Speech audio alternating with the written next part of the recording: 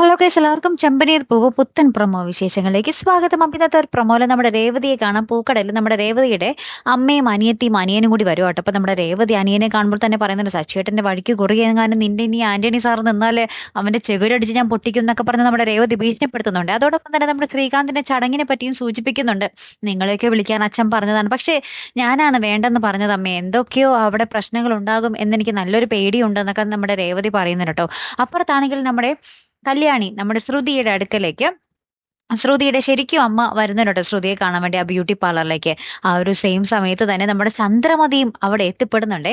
അപ്പൊ നമ്മുടെ ശ്രുതി ഉള്ളിൽ ഇങ്ങനെ അമ്മയുമായിട്ട് സംസാരിച്ചുകൊണ്ടിരിക്കുമ്പോൾ നമ്മുടെ പുറത്തൊരു സ്റ്റാഫിന്റെ അടുത്ത് പറയുന്നുണ്ട്, ആരെയും അനുവാദം കൂടാതെ ഉള്ളിലേക്ക് വിടരുതെന്ന് പറയുന്നുണ്ട്.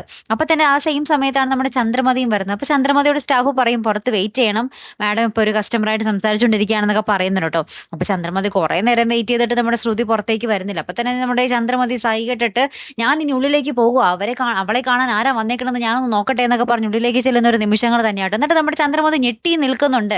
അപ്പൊ ഇനി എന്തായാലും ശ്രുതിയുടെ കാര്യത്തിൽ ഒരു തീരുമാനമായി അല്ലെ പ്രേക്ഷകരെ?